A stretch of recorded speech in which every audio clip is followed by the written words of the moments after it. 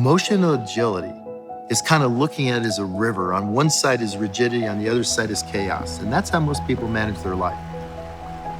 They're either rigid in their thinking.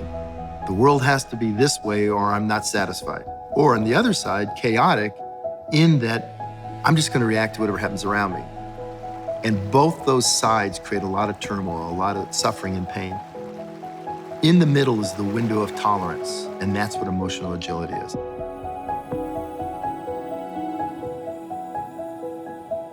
So the lack of emotional agility puts us in the situation where we're no longer in power. We actually are giving it by being the victim to someone else. And as soon as that happens, we totally disconnect from the ability to help ourselves. So first taking it back is so critical.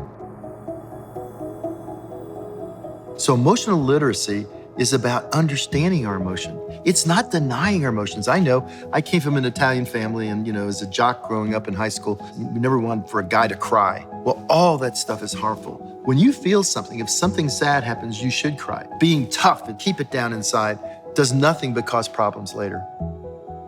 The need for your emotions to be expressed is very important.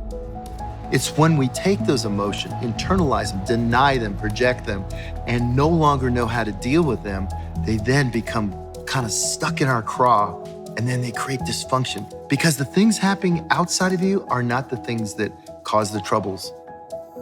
The things inside you, when you take it personal, when you don't realize and recognize the world is just happening, the world is the way it is, when you start thinking the world has to be a certain way, that's when all the troubles come.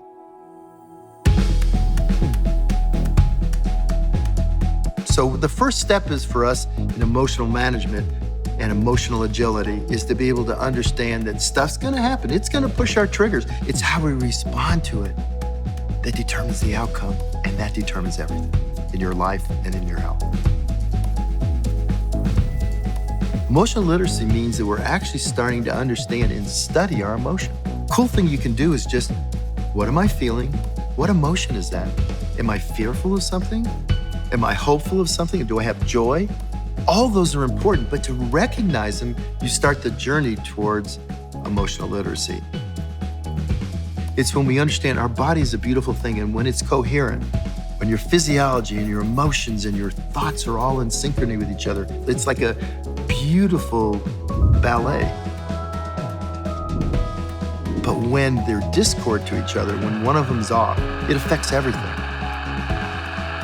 So emotional literacy is first learning your emotions, being able to identify them, and then understand how to release them so they don't get caught up like coils that are pushed down inside where I'm not gonna feel grief, I'm not gonna feel betrayal, I'm not gonna feel those things. No, we need to address them and let them come up and let them naturally flow their course. And then we can get back to the reality, which is the reality of living. And the reality of living is not let your human predicament dominate you in your emotions and in your thoughts, but actually allow you in this area to plan your future, the things that are important, and put yourself daily in position to now take control of my emotions, my thoughts, and understand they don't define me.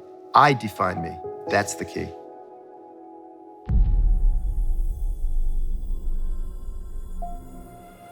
So as we talk about this technology, I think back in my life.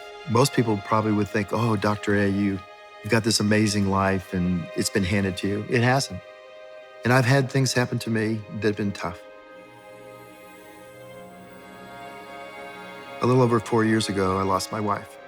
Totally unexpected, great shape, and she just had a cardiac arrhythmia and went. And that could have been devastating. And it's certainly, I still today, you see my emotion. By the way, the emotion I'm having now is when I think about her. She was so critical to my life. But I've also known that I had to pick myself up and move on. And I can tell you this technology's been brilliant. Yeah, I'll have thoughts, things will remind me, and I'll have a moment of sensing that feeling and feeling a little sad.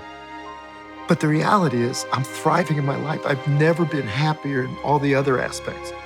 And I'm basically working and doing the things I want. I'm succeeding on that pathway, recognizing that stuff happens in our life. So when people say, oh, well, you don't really understand, I do understand. I can't think of anything more devastating than what happened to me. I don't feel sorry for myself. I feel as a tremendous obstacle and something I've grieved, that it's a way for me to grow. And I know this technology's helped me. I know that if I didn't have it, wasn't on this path, it would have been a lot harder.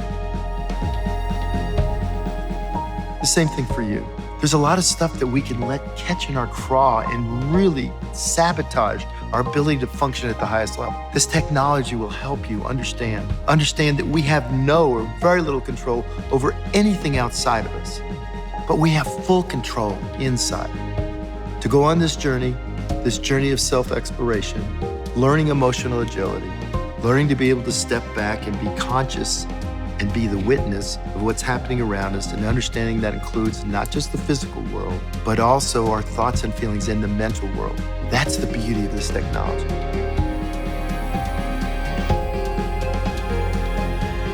It's helped me tremendously, and I know it can help you. So do this for yourself, do this for your family and your friends, and come with us on a journey of exploration to become more conscious of ourselves